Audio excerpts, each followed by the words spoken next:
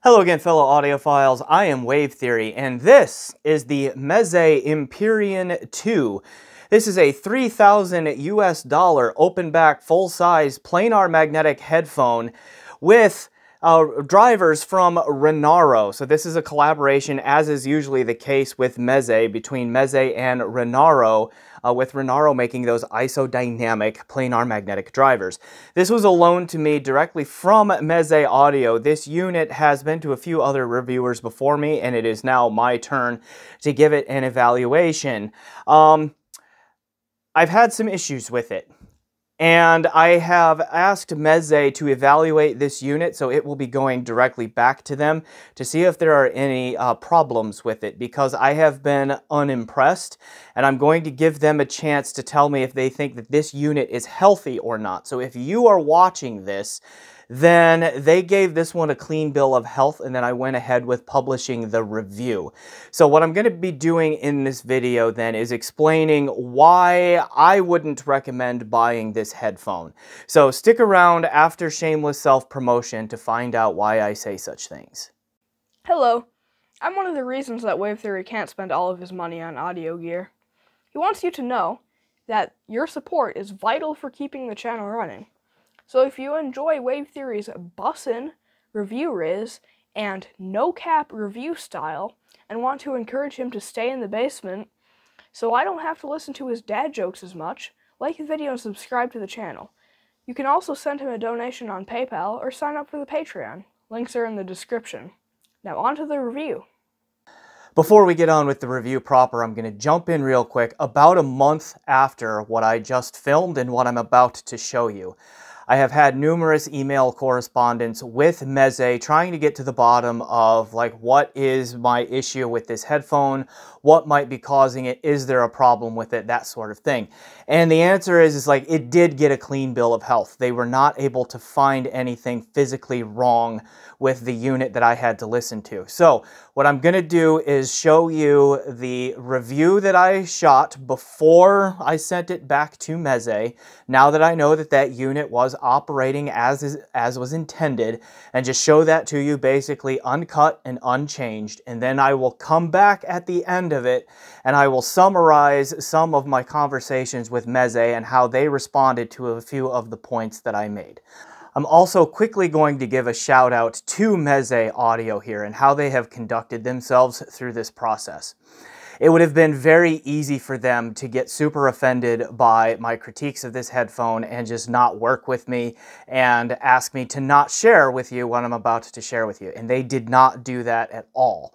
So I just want to give a quick kudos and props to Meze Audio because, again, they handled themselves very well through this process, and they have not asked me to withhold any of what I'm about to show you or to not make these comments publicly. So they are being very open and transparent and allowing me complete editorial freedom here with no negative pushback, and our conversations ended on good terms. It was never an argument to begin with, but it ended on good terms, and they told me that they have enjoyed working with me and that if I were able to go to the Munich audio show, which I'm not, unfortunately, that I would be welcome at their table. So I thought that was worth dropping in here too, just so that you, the audience, knows what kind of a company Meze is, and I've been rather impressed with how they've conducted themselves here. So with that, let's get on with that untouched review and then to my comments at the end. I filmed this in early April of 2024, and at this point in time, this unit has not yet gone back to Meze. We are in the process of scheduling a pickup time so it can go back to them. So I filmed this for a contingency to have a video of this ready to go, just in case they do give this one a clean bill of health, and then it just turns out that I just don't particularly like this headphone. So let me throw that out there here. And that other than talking with Meze and them being a little bit surprised that I was as down on this one as I am about to tell you, they really didn't try to influence my opinion other than they did when I said, hey, I'm a bit disappointed in this one. I wonder if there might be something wrong with it. they did say that, you know, the other reviewers ahead of me really liked this unit, and they had this actual unit in their possession. Now, I don't know if that's true or not, because I do my best to avoid other reviews before I publish my own review, or at least before I record my own review, so that I am not biased by those outside of opinions as much as I can. But let me go ahead and, again, if you see this, we're operating under the assumption that Meze has given this unit a clean bill of health, and therefore I go through with the review. If there are other circumstances, I might either splice in a video clip that was shot later and timestamp that in for you, or I will just pin a comment in the comments below the video where I have some additional information for you. So check either of those scenarios to see if there's any additional information. What it comes down to, and what gets me about this headphone, is not that it is outright bad. It's not outright bad. This is one of those units that falls into the category of it's just too high in its price. I do not see a reason why this should cost $3,000 US. I can see 1,000, I maybe can see 1,200. I do not see 3,000 for this, and so I'm going to spend the remainder of this video, most of it anyway, trying to explain why. Alright, I'm also going to avoid going into a lot of the build and all of that kind of stuff on this one, just because the build is excellent. One thing Meze is continually and consistently good at is their build quality, the attention to detail on all of it. I mean, just the tension here, or the resistance, just the well balance between the ease of slide here and then like the resistance to hold it in place, and just that it feels smooth and it doesn't squeak and all of that. Just the overall aesthetic, the shape of the headband, the shape of the ear pads and all of that. Like, it just, Meze's build quality is second to none, and the comfort is excellent. So I don't need to go on and on about that here in this video, other than to say it is the typical Meze excellence in that regard. So I want to jump into the sound and then get into why I don't think this is worth 3,000 USD, if indeed this is a healthy unit. All right. Test gear really quick, and I do want to make one more disclaimer actually before we get into it, and that is I don't publish this and say these things to be anti-Meze. I have been critical of Meze in the past. I thought that the Meze Elite, their flagship planar magnetic headphone, was another case of that. It was fine, it was okay, it just was not worth the $4,000 asking price. I think the actual performance that you get from that headphone is like about half that at best. Okay, the Meze 109 Pro, there was a huge amount of hype about that one, and when I heard it, I liked it. I thought it was a good headphone, but I thought it was fairly priced, right? It was not a giant slayer, as some were making it out to be. It was good. It was, you know, it's an $800 headphone, and that sounds about right to me. The original Meze Lyric, the Lyric 1, which was their $2,000 closed back planar magnetic headphone, was awful. I did not like that one at all, and that one and the Hi-Fi Man Audivina stand out to me as being the two worst products I have ever reviewed on this channel. The Meze Lyric 2, however, Meze took a big gamble and sent that to me, and I did like that one in some circumstances. Very amp picky, extremely amp picky, but you put that one on the right amplifier for it, and it sounds pretty darn good, right? Where I thought $2,000 was a fair asking price for that one. The price to performance ratio was good, and the build quality and the comfort and all of that was still excellent and all that. So I throw these things out there to say that I am not anti-Meze. I just try to be as honest and as straightforward about my experience with them and anyone else as I can be, and this one just was not one of the better experiences I have. Why? All right, let's go ahead and jump into test gear, and then we'll talk about sound. Okay, all digital audio files here for the music playback, either lossless or high-res FLAC files or DSD files, locally via Rune or streamed, the FLAC file streamed via Qobuz all through Roon. Sonor, Ultra Rendu, and Chord 2Go are the Roon endpoints there. The Ultra Rendu is going through a Singer SU6 into a Berkeley Alpha Series 2 DAC, or I have a Musician Pegasus 2 DAC in for review. What else did I have in there? The Ferrum Vondla a little bit in there, and then the Chord 2Go streamer directly through my Chord Hugo 2, which these got plugged directly into my Hugo 2 using one of these PNW little RCA to 4.4 millimeter adapters, and then the stock Meze 4.4 millimeter to a dual mini 3-pin XLR stock cable there. All those. So for desktop amps, I did some time with the Forza Noir Hybrid HPC cable here. Also the Gladiator Fusion Harmony cable here. And I thought the Fusion Harmony matched to the Empyrean 2 a little bit better. So I used that one a fair amount once I heard that difference. The Empyrean 2 does come with 2 pads. I have the all Alcantara pad here on the unit here, and then I have the hybrid, which is like either a leather or a pleather or something like that, and also Alcantara pad here. The pads have a very slight forward angle to them. I don't know how well that's going to show up. So you can get them reversed a little bit, okay, when you put them on there. So you do have to be careful that you make sure you get the correct headphone on or correct pad on either side. If you switch those out a lot, that you might want to label them somehow, just because you can't always tell super clearly which one it is. The all Alcantara are a little bit easier to tell on that one. Okay, but that's just something to keep in mind. I did listen to both pads. Overall, I preferred the sound of the hybrid, but there's something that happens where the Alcantara is a little bit more comfortable, and I'll get to that here in just a minute, because I do have a hypothesis on why the sound that I'm hearing might not be as what one could fairly expect for $3,000. Okay. Amplifiers used, a wide variety. Let's see, we have the ZMF Homage, the Schipp Molnir 3, the Erzatich Perfidus, the Vioelectric HPA V222 and V281, the HiFiMan Golden Wave Prelude, and the Headamp GSX Mini, and then of course the direct headphone output of the Chord Hugo 2. So a fairly wide range of amplifiers there. Okay, sound. This is where we get into it. The Empyrean 2 here it has an overall pleasing sonic character to it.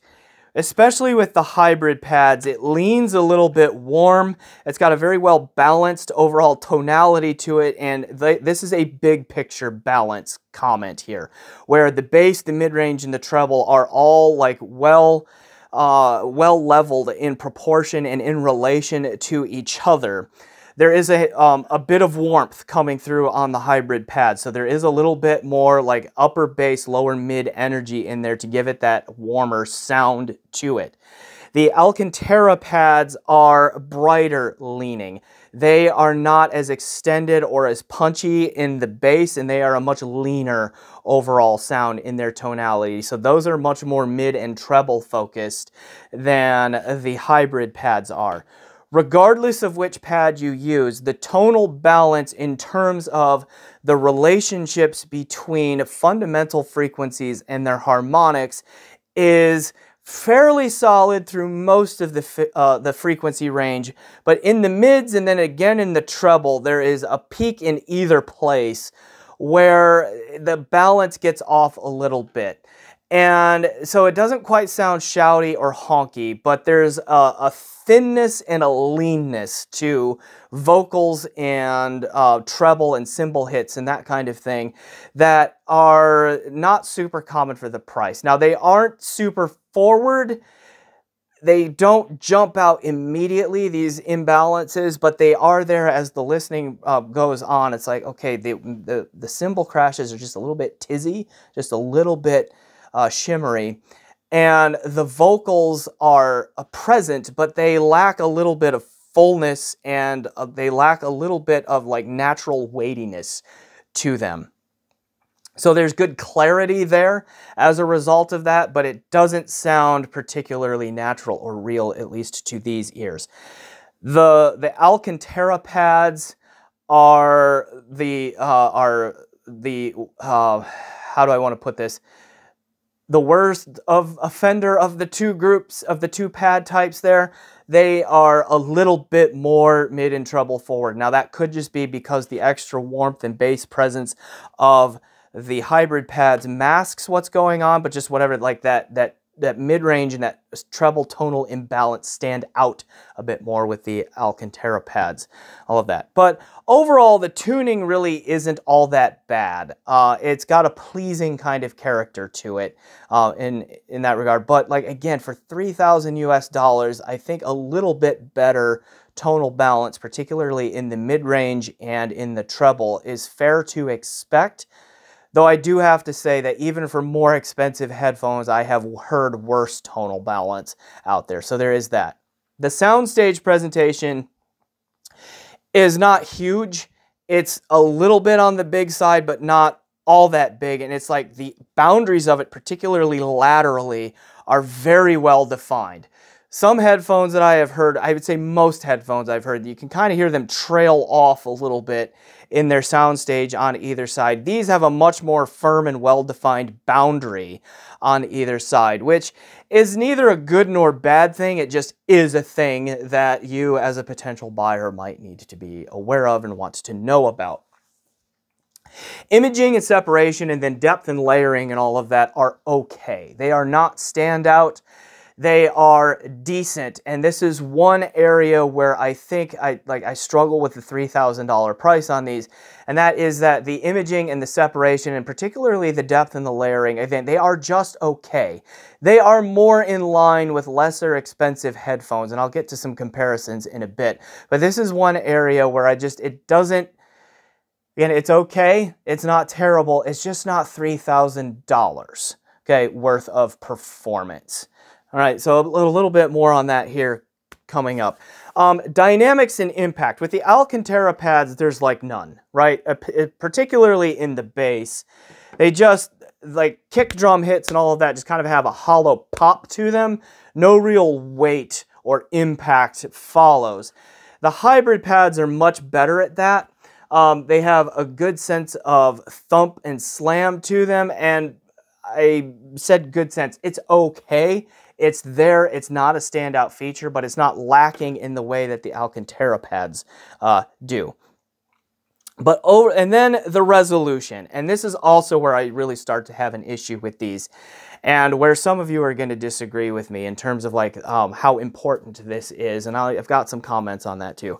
But the resolution here, again, is just okay, but it is not $3,000 worth of resolution. It just isn't, right? There are numerous things in a lot of signals that these do not resolve that headphones that are far less expensive do, and I will get to some examples here in just a moment. Okay, so you sum all of this up, and to me, this is a headphone that you get, like, in terms of just pure sound, it's maybe an $800 to $1,000 at best headphone, but probably closer to $800 in terms of its overall performance and sound. You throw in the build quality, I could see $1,200, maybe stretch it to $1,500. But even then, that would be one of those things where I could tell you that at $1,500, you can still get a better sonic bargain that is almost as comfortable, probably not as well built though. So for those of you who are like, well, the build and the aesthetics and all of that are important. Okay, fine. I don't disagree with you on that. But is it $2,000 worth of importance? That's what I have a really hard time with these. So let's get into the specifics then about like what do I think the shortcomings are, and then I do have a bit of a hypothesis here and as to what might be causing some of this for me, maybe. And I stress that I'm hedging on these things, but I have an idea that I want to share, and we'll see what the team at Meze has to say about it. And then I'm also going to throw in comparisons here as part of the deal. Because right away, I can name for you two headphones sitting at $2,000 US that are open back planar magnetics that vastly outperform this, and that would be the HiFiMan HE1000 SE and the Modhouse Tungsten double-sided. Okay, both of those headphones are very highly resolving. They are very holographic in their soundstage. They also are well-tuned and well-tonally balanced throughout the frequency range. The HE1000 SE has a reputation for being a bit overly bright, and I can hear that on some signal chains, but you get that one on a decent amp for it, and it really smooths that out. It has a bit of a brighter sound to it up top, but it's very smooth in its tonality up there. The Tungsten has one of the best treble presentations I've ever heard of any headphone at any price. Okay, so I mean that one's got that going for it. The HE1000 SE, and well, both of them, the HE1000 SE and the Tungsten, are far more holographic and three-dimensional in their spatial presentations than this one. The imaging, the separation, the depth of the layering on those two far outclass this. The HE1000 SE in particular is also far more dynamic and impactful than this one. And so there's that going for it there as well. But both of those, again, the HE1000 SE and the Modhouse Tungsten at $2,000 make this one at $3,000 just really hard to swallow. But it gets worse than that. All the way down to, I'm looking through my collection and and pulling headphones off of my wall that I haven't touched in a while and all that to try to get a sense of where this one is. And I'll comment on where the pads fit in on these comparisons here in just a minute. The sound of this, the combination and the presentation of this headphone here, the Empyrean 2, kind of reminded me of the old LCD2 pre-phaser, the Odyssey LCD2 pre-phaser, which I have one around. I pulled that down and listened to it, and the LCD2 pre-phaser was a little bit more mid-forward. It has a little bit more of a shelf through the mids than this does. So the mid-range, the entirety of the mid-range is a little bit more forward, and I don't quite love that trait about that particular headphone, but it's a little bit more balanced in its tonality through the mids, a little bit better relationship between fundamentals and harmonics through there. But otherwise, the warm and laid back kind of nature of the sound, particularly with the hybrid pads there on the LCD2, is kind of similar to this one. So if you like that more laid back, euphonic, kind of warmer, wrap you in a sonic hug kind of presentation, in my opinion, the LCD2 has already been doing that and is, for 15-ish years or going on 15 years. So this, the Empyrean 2 doesn't really do anything unique in that regard to my ears there. And the other thing that I notice is that the LCD2 is more resolving. It pulls more out of the signal. Ditto with the HiFiMan Ananda Nano, which is currently $500 US. The Ananda Nano is every bit the equal to the Empyrean 2 here in terms of its resolution and in its three-dimensionality, its spatial presentation, its overall holography. Every bit the equal to the Empyrean 2 here, and again, at $500. Now, the MP2 here is a little bit more refined. It is a little bit smoother than the Ananda Nano is, but in terms of the technical abilities to resolve what's in the signal, position sounds in the sound field around you and all of that, and then also, especially through the mids, maybe not the treble, but in the mids, the Ananda Nano is more balanced tonally, and it's more impactful in the bass, even with the hybrid pads on the MP. So what does that tell me? That just, to me, paints a picture of I do not understand why this headphone cost $3,000. I just don't. It doesn't really do anything unique. It doesn't do anything that hasn't already been done for, pushing a decade and a half or more. It does not have a level of technical performance that is commensurate with a $3,000 price tag. Not even close. It's not close, okay? And let me flesh that out just a little bit more. To me, the big thing that's lacking here in the resolution is it sounds a little bit overdamped. The trailing ends of tones are not resolved very well. So subtle things that happen after, not subtle things, so quiet sounds that happen after loud sounds, room reverbs, ghost notes, the room noise of a live performance. And then sometimes the texturing aspects, like the zizzy sound of a bow being dragged across the string of a stringed instrument. Things like that are not particularly well resolved on the Empyrean 2. The Ananda Nano does just as good a job, if not slightly better, at those things than the Empyrean 2 does. Now that may not matter to you, but it does matter to me.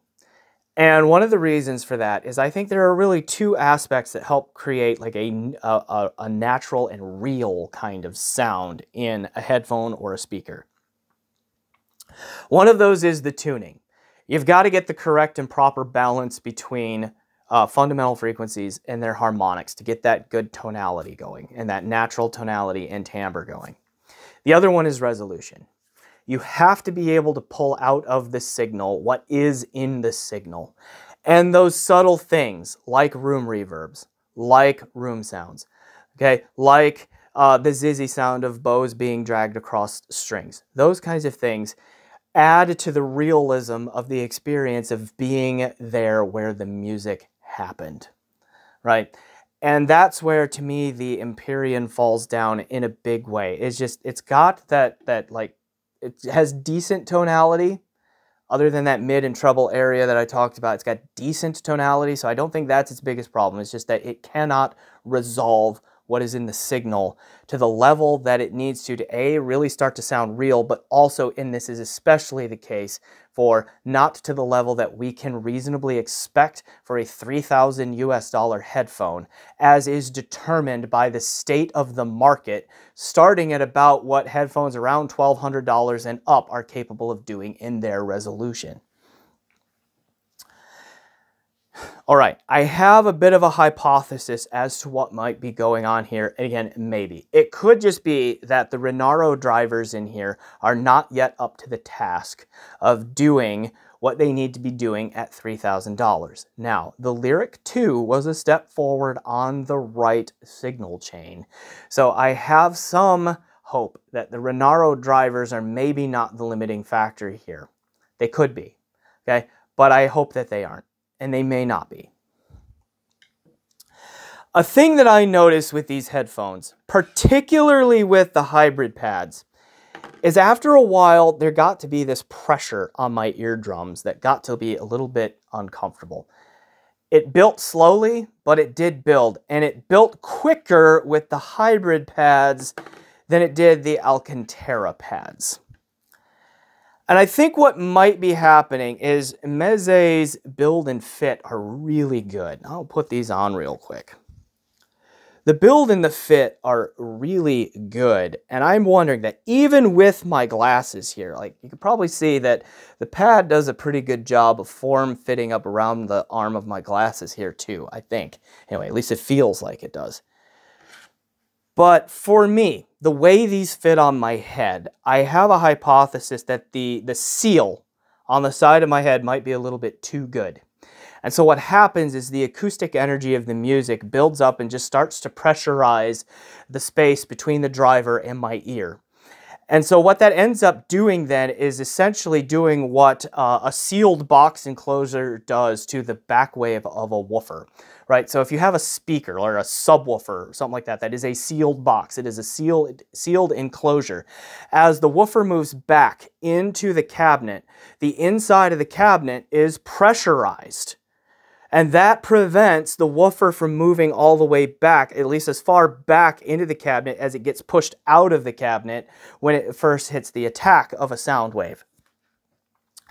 And one of the benefits that offers is a little bit more driver control on the back wave, but it doesn't prevent any of the front wave from getting pushed to the ear. Here with an open back headphone, that situation is reversed, where all the pressure can come out the back of the cup, but there's a pressure built up inside the chamber here where my ear is, which restricts driver motion towards my ear a little bit. Now, I don't know for sure if that's what's happening here. But it could be, because when I take these off, I feel the pressure equalize and my ears just feel better. The effect is worse, more pronounced, I should say, on the hybrid pads than they are the Alcantara pads. And so the Alcantara pads give me an impression of slightly more resolution, does not fix it entirely, but slightly more resolution than the hybrid pads do. But again, doesn't fix it entirely and doesn't solve that pressure problem entirely. Just makes it, a little bit more palatable for a longer period of time. But the Alcantara pads might just sound more resolving because there's just not as much bass in there, right? It's a little bit more mid and treble focus, so it could be just a psychoacoustic effect in there too. But I do feel that pressure, so I'm wondering if there is something to that, and maybe Meze will have a thought on that because I have asked them about that. But that notwithstanding, let's just come back to the presentation that I'm hearing. Not worth $3,000. It just isn't. And I realize that audio is subjective, okay? I get that. And if you like the Empyrean 2, great. You enjoy the heck out of it, okay? But for me, sitting here, having heard dozens upon dozens of headphones now, and, many headphones that are $2,000 and higher, I can say that this one just does not have technical performance that is typical of the $3,000 price point. It is well behind the curve there, particularly in the areas of resolution and of holography and staging. And I have heard better tonal balance, but I've also heard worse at the price point. So that's kind of in the middle there. But those other two, the resolution and the positional effects of the audio, just not there on that. So again, I recognize that as subjective. What is not subjective is my reports of I hear less resolution from this than I do from other headphones that are cheaper. That's just what I hear. My perception of resolution can be subjective, but it stops being subjective when I just compare this to the Ananda Nano and say the Ananda Nano is at least to the equal to this in terms of resolution. Hearing the resolution is subjective, but that comparison bit of it is just what I hear. That's just what I hear, okay? So I will leave it to you to decide whether this is worth $3,000 to you. And again, it's not to me, right? It's not to me. And again, I don't do this to be anti-Meze. I am rooting for Meze. I hope they get this figured out and will can release an Empyrean and an Elite model that truly are, $3,000 and $4,000 worth of technical performance, but also have that nice lush sound that they have too in there as well. So just throwing all of that out there. So, we'll just leave it there. Okay, we'll leave it there. Not $3,000. Just it isn't to my ear, and I just can't really see an argument. Even though this hobby is subjective and preference-based, I'm reporting what I can tell is just that relative to its competition, it does not stack up at $3,000. It just doesn't. All right, jumping in again to talk about what exactly did Meze and I discuss as we were going back and forth here. Because I have, obviously, as you just saw, I didn't like this headphone. I was disappointed in the MP2 and what it brought to the table for $3,000. But I thought it would be prudent, just because I have been working directly with Meze, starting with the Lyric 2 review that I did about 2 months ago now. Since I had inroads of communication with them, I figured it would at least be worth sending that unit that I had to them, having them check it out, make sure that there are no actual issues with it. And they very graciously took me up on that offer. They paid for the return shipping, and they put it through its paces, put it through measurements and all of that, and said based on their determination, there was nothing wrong with the unit. So that's why I went ahead and published the review that you just saw. Now, we did discuss a couple of things about why am I hearing it the way that I am hearing it, and why was I feeling that pressure thing. That pressure thing, they didn't really talk about a whole lot directly, and like our best guess is that I might just be unlucky, that just the way that headphone sits on the side of my head, there is a particular way that it seals on my head, the combination of its shape and its build and how and the clamp pressure, which is not much, by the way, but and then the shape of my head and all of that just like conspired against me, if you will, to possibly create a pressure buildup there. We don't know for sure if that's what it was, but that is our best guess, and that I'm just unlucky on that. It's very unlikely that many other users are going to experience the same kind of problem. All right, would other pad types help with that in the future? They might, but to my knowledge, such things don't really exist, and I don't have the headphone anymore to be able to buy other pads and pad swap and find out. That would just be something that we could possibly discover down the road if the opportunity lends itself. All right, now, as far as the sonic attributes goes, ultimately we just ended up agreeing to disagree, more or less, because, like, some of the things that they claimed are pretty common defenses in our hobby. Like, this is all subjective and it's just not in line with my preferences, which, okay, fair enough. And I said this in the video, I do completely understand that this is a subjective hobby and that we all have different preferences and that everyone's hearing is a little bit different. So our perceptions of what sounds good or right or natural does vary a little bit. So, and it could potentially vary a lot in some situations. That's an argument, like, I get it and I agree. I think there is also a balance there though, and like, it's too extreme to say that everything, like all of a person's complaints are basically just because of their preferences. I think there's more to it than that, particularly as that person's listening experience increases and goes on and on. Like, I mean, just like doing anything, the more you do it and the more you're intentional about doing it and the more you practice it intentionally, the better at it you get. Okay, so I don't want to, like, personally, I don't think it's fair to chalk up these kinds of differences just to personal preferences. I think there is room in there for expertise, frankly, and for experience to say that, you know what, there just is something not quite right about this one. And I think we have to be able to, like, allow room for that as well. So that's just one of those things. I mean, it is what it is. Does this headphone not align with my preferences? Clearly not. That part is like the subjective preferential thing. My hearing its resolution capability so differently than other headphones, you know, around its price. And I kind of mentioned that in the video too. Like, there's an element of subjectivity about that too. Like, my ability to understand and perceive resolution is subjective to a degree. And like, what am I capable of hearing and pulling out? And what do I understand resolution to mean? And what am I looking for in the sound? But my preferences don't change from headphone to headphone, right? Like, my preferences, what I like and all that, it's not static, but it changes much more slowly than it does in the amount of time it takes to take the Empyrean off of my head and put the HE1000 SE on my head or something like that, right? Like, it takes more time than that to change my preferences. So, again, what I like and what I dislike and what I'm looking for is subjective and it is preference-based. But my saying, this one sounds different than that one, is less subjective insofar as, like, my preferences did not meaningfully change just from going from one headphone to another. Both points were being compared against the same set of preferences, likes, dislikes, and subjectivities, and biases, and all of that sort of thing. So I think that is an important thing to keep in mind as well. Not just for me, but for any reviewer, and also for you as a listener there on the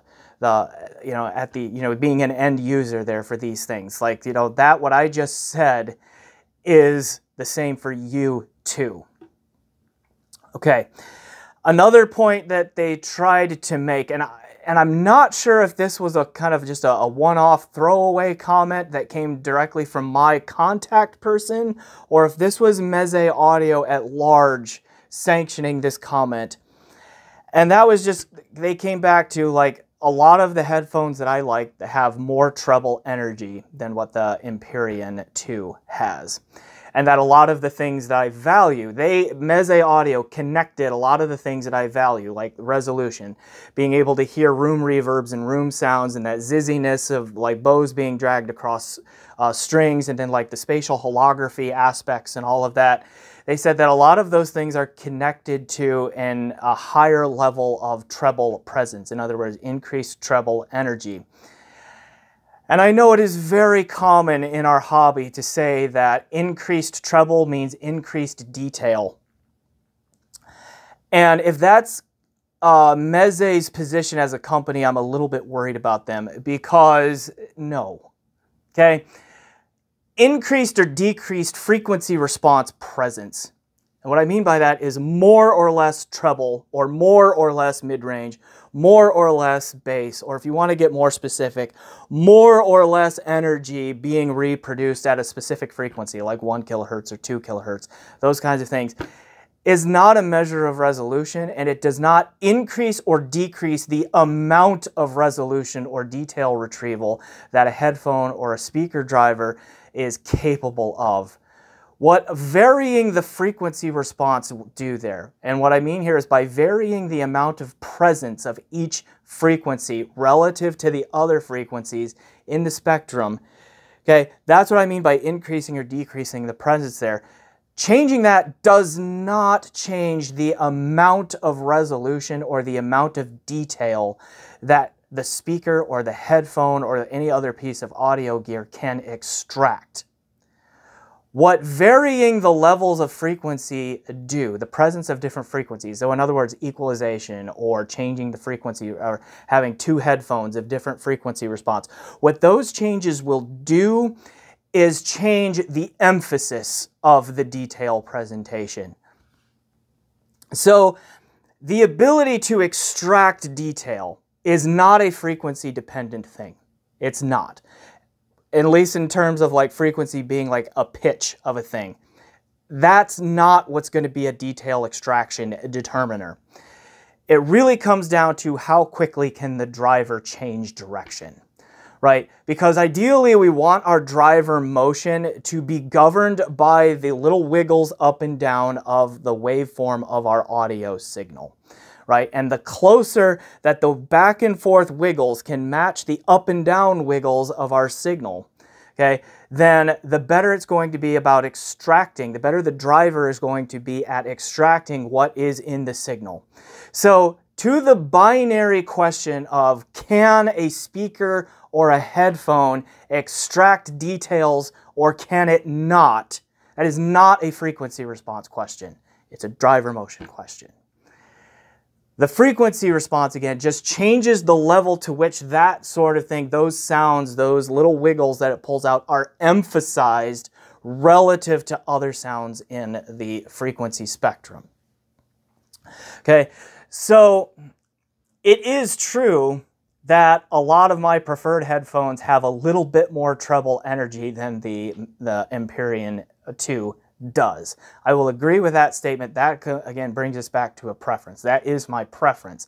However, I have heard multiple examples in of other headphones that have a treble response more similar to what the Empyrean 2 is like that are very highly resolving. The Focal Utopia 2022 edition, for example, is warmer sounding. It has a rolled off treble. It has overall less energy in the treble range, and it is in an elite tier in our headphone hobby in terms of its ability to resolve the signal and extract details. Resolution and detail retrieval are kind of the same thing, in my opinion, but just to be clear on that. Okay. Other examples out there are like, I don't know that the Empyrean 2 is all that meaningfully more resolving, if at all, than like the Sennheiser HD650 or the HD6XX, which again have a more rolled off, relaxed treble presentation, but they don't lack for detail, particularly at their price points. A less well-known example, but that I have reviewed on this channel would be the Urzatich Mania. That is a darker tuned headphone. it does not lack for detail. Okay, so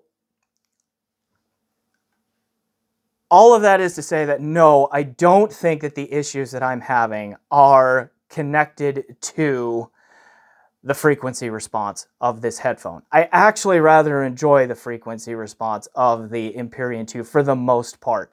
The Elite and all that was another example. Like, I don't really have a whole lot of issues with Meze's overall tunings. I think they are lush and pleasing in their tuning, but I think that the resolution issues, if it's not due to that pressure buildup issue that I mentioned before, and I don't know that it is, because I had the same issue on the Elite without the pressure buildup. I think it comes down to the drivers are just not responding to the signal with the speed that they need to, and that is commensurate and reasonable to expect for the $3,000 price tag. Okay. I'm going to leave it there, though. Those are my thoughts. And again, thanks to Meze for loaning me the Empyrean 2 and being able to check it out. I did enjoy getting to know it, and also like just learning more about the Meze brand. Working with them has been a pleasant experience, even though we were talking about potentially unpleasant things that really could have led to a lot of conflict. They conducted themselves very professionally and very well, and so I thank them for that. I look forward to working with them more in the future and watching them grow as a company. They have earned my respect in terms of how they conduct themselves, and I have heard some other Meze products that I do genuinely like, and so I am rooting for them as a company, and I hope that they do well and that they take all of this feedback from me and from others and put everything together eventually. So, and thanks to all of you for sticking all of this out and watching. So we'll just go ahead and do the normal. Please like, subscribe, leave a comment, check out my PayPal, my Patreon, and do those things you do to support channels and so forth. And as always, thanks for watching and enjoy the music.